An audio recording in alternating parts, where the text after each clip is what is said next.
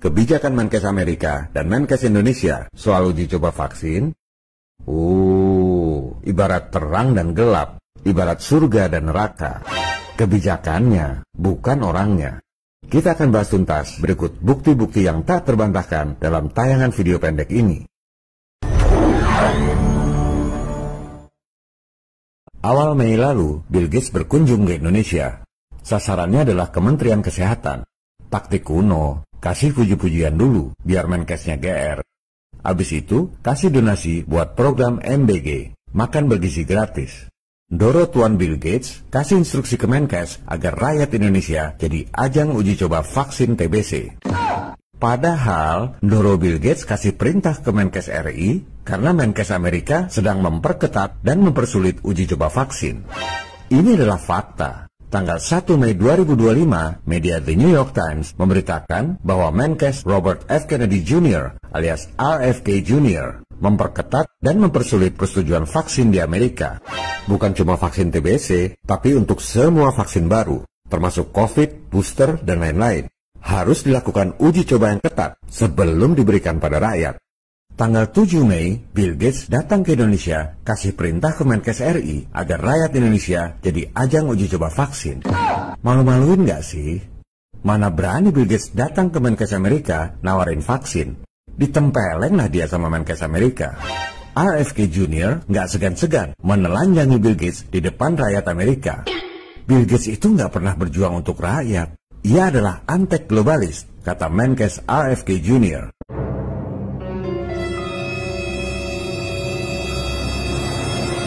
Halo, para pejabat di Indonesia, para dosen, para awak media.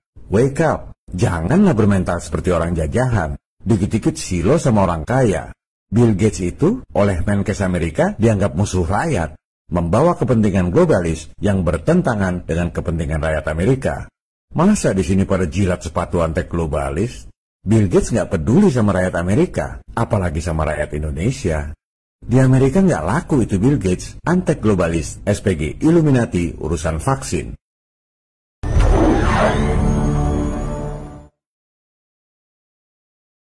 Keluarga Kennedy dikenal sebagai aktivis yang idealis dan berani berkorban nyawa untuk sesuatu yang mereka percaya dan perjuangkan.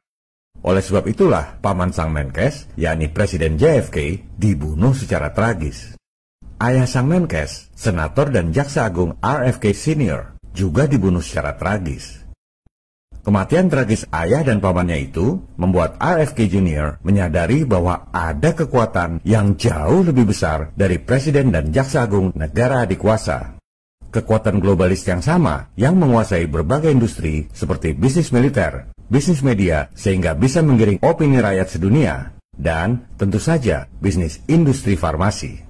Nggak ada media mainstream yang memberitakan bahwa industri farmasi dunia itu pendapatannya 11.200 triliun rupiah.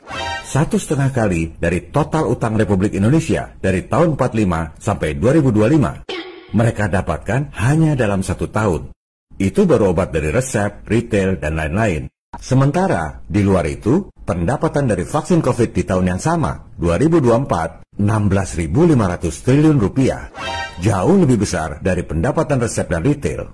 2 kali lebih besar dari total utang Republik Indonesia dari tahun 45 selama 80 tahun. Mereka dapatkan hanya dalam 1 tahun saja. Oleh sebab itu, ada 16.500 triliun alasan bagi para elit farmasi untuk korup. Ada 16.500 triliun alasan untuk berbohong soal penyakit dan pandemi. Sekelas keluarga Kennedy, RFK Jr. banyak dapat info-info intelijen yang kita nggak pernah dengar. Info-infonya sangat detail, menyangkut kejadiannya, orang-orangnya, perbuatannya, dan lain-lain. Makanya waktu dia tulis buku bestseller, menelanjangi korupnya Anthony Fauci, Bill Gates, dan raksasa farmasi, RFK dengan berani menuding bahwa Bill Gates membunuh anak-anak lewat vaksin. Bukan asal ngomong seperti badut panci di Indonesia. RFK ini nulis buku berikut bukti-buktinya secara detail dan jadi bestseller di Amazon, New York Times, Wall Street Journal, dan USA Today. Kelas dunia, bos.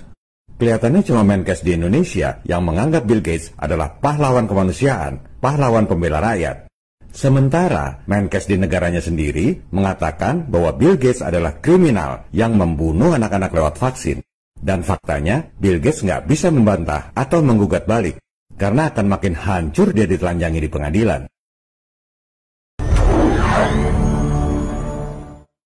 Berikut adalah artikel di mana para ahli dari WHO menjelaskan bahwa vaksin TBC sudah 100 tahun dikembangkan, belum berhasil juga dan harus uji coba terus. Halo, ini sudah 100 tahun vaksin TBC nggak kelar-kelar juga. Menurut expert WHO sendiri, memang vaksin itu butuh waktu puluhan tahun buat berhasil. Berarti vaksin COVID yang kemarin seolah-olah instan itu tipu dong. Kan harusnya butuh waktu puluhan tahun. Verywell Health juga menjelaskan bahwa vaksin TBC digunakan pertama kali tahun 1920-an, 100 tahun yang lalu. 10 tahun kemudian, tahun 1930-an di Jerman, 73 bayi tewas dari 251 anak yang divaksin.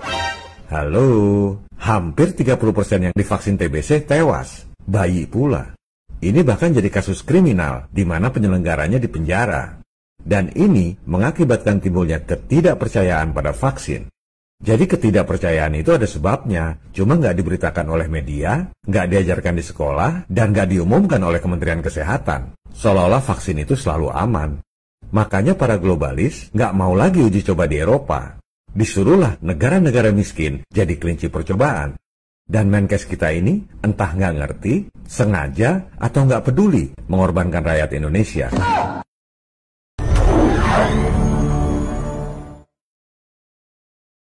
COVID berhenti kenapa?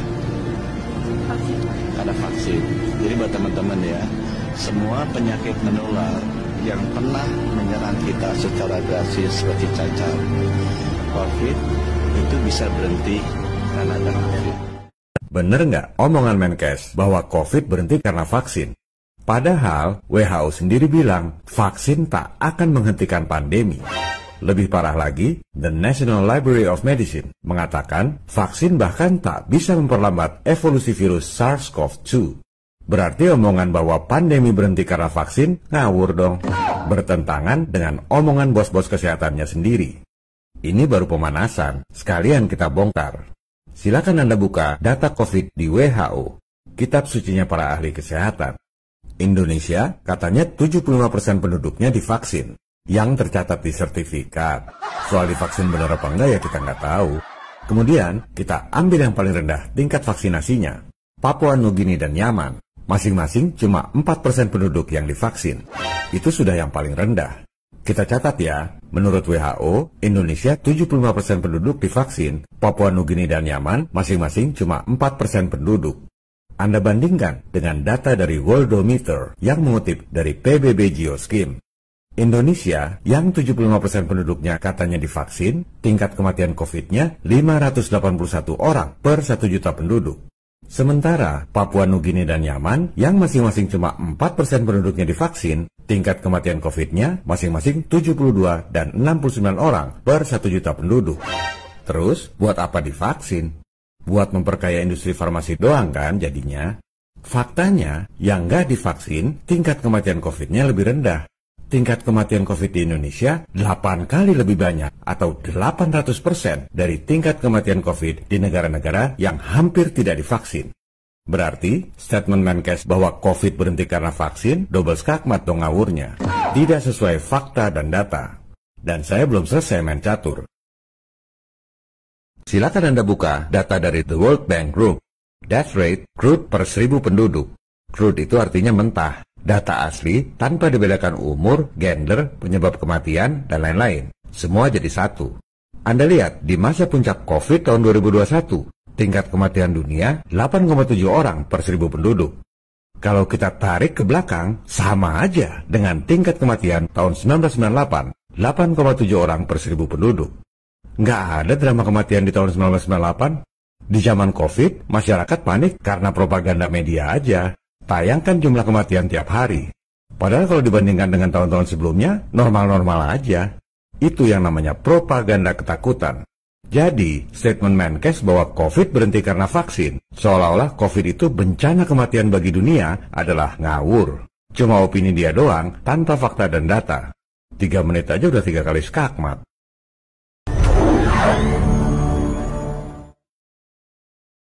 Ingat ya Pak, sekali lagi, Bapak akan berhadapan dengan Sang Pencipta yang menciptakan saya, rakyat Indonesia, dan Bapak sendiri. Jangan khianati itu. Dan saya siap untuk berdiskusi terbuka dengan Bapak Budi Gunadi. Hanya ada satu sikap terhadap program Menkes ini, tolak uji coba vaksin TBC. Apa pantasnya Menkes memasukkan Indonesia sebagai negara-negara miskin penerima uji coba vaksin bersama Afrika Selatan, Kenya, Zambia, dan Malawi, supaya hasilnya nanti bisa digunakan oleh negara-negara kaya dan maju. Ini adalah kebodohan yang luar biasa. Negara-negara tetangga kita, Singapura, Malaysia, Thailand, Filipina, bahkan Papua Nugini, gak ada yang sebodoh itu. Buat apa? Supaya dapat pujian dari majikannya, Bill Gates, yang oleh Menkes Amerika dianggap membunuh anak-anak lewat vaksin dan harus diselidiki tindak kriminalnya terkait COVID.